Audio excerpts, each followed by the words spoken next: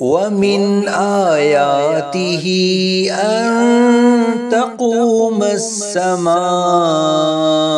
وَالْأَرْضُ بِأَمْرِهِ ثُمَّ إِذَا دَعَاكُمْ دَعْوَةً مِّنَ الْأَرْضِ إِذَا أَنْتُمْ تَخْرُجُونَ وَلَهُ مَنْ فِي السَّمَاوَاتِ وَالْأَرْضِ كُلٌّ لَهُ قانتون۔ اور اس کی نشانیوں سے ہے کہ اس کے حکم سے آسمان اور زمین قائم ہیں، پھر جب تمہیں زمین سے ایک ندا فرمائے گا جب ہی تم نکل پڑو گے، اور اسی کی ملکیت میں ہے جو کوئی آسمانوں اور زمین میں ہے، سب اس کے زیر حکم ہے۔ وَهُوَ الَّذِي يَبْدَأُ الْخَلْقَ ثُمَّ يُعِيدُهُ وَهُوَ أَهْوَنُ عَلَيْهِ وَلَهُ الْمَثَلُ الْأَعْلَى فِي السَّمَاوَاتِ وَالْأَرْضِ وَهُوَ الْعَزِيزُ الْحَكِيمُ۔ اور وہی ہے جو اول بناتا ہے پھر اسے دوبارہ بنائے گا، اور تمہاری عقلوں کے اعتبار سے دوسری مرتبہ بنانا اللہ پر پہلی مرتبہ بنانے سے زیادہ آسان ہے، اور آسمانوں اور زمین میں سب سے بلند شان اسی کی ہے، اور وہی عزت والا حکمت والا ہے۔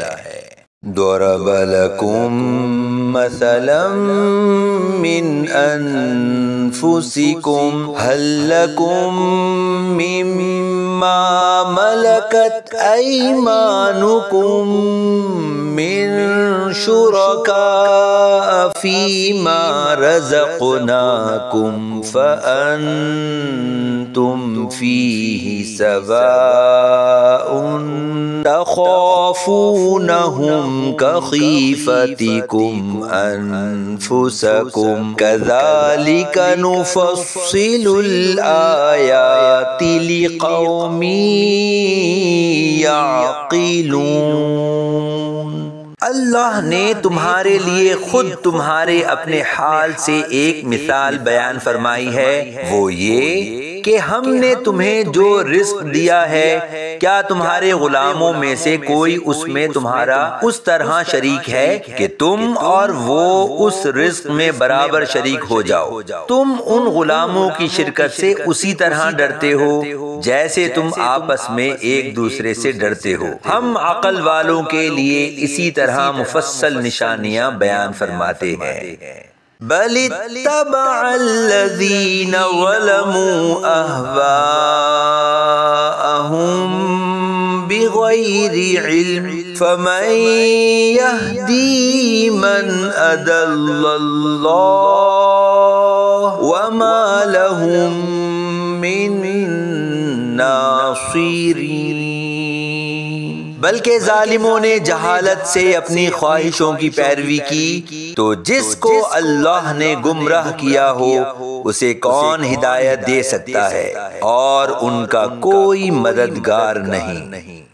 فَأَقِمْ وَجْهَكَ لِلدِّينِ حَنِيفًا فطرة الله التي فطر الناس عليها لا تبديل لخلق الله ذلك الدين القيم ولكن أكثر الناس لا يعلمون۔ تو ہر باطل سے الگ ہو کر اپنا چہرہ اللہ کی اطاعت کے لیے سیدھا رکھو، یہ اللہ کی پیدا کی ہوئی فطرت ہے جس پر اس نے لوگوں کو پیدا کیا، اللہ کے بنائے ہوئے میں تبدیلی نہ کرنا، یہی سیدھا دین ہے، مگر بہت سے لوگ نہیں جانتے۔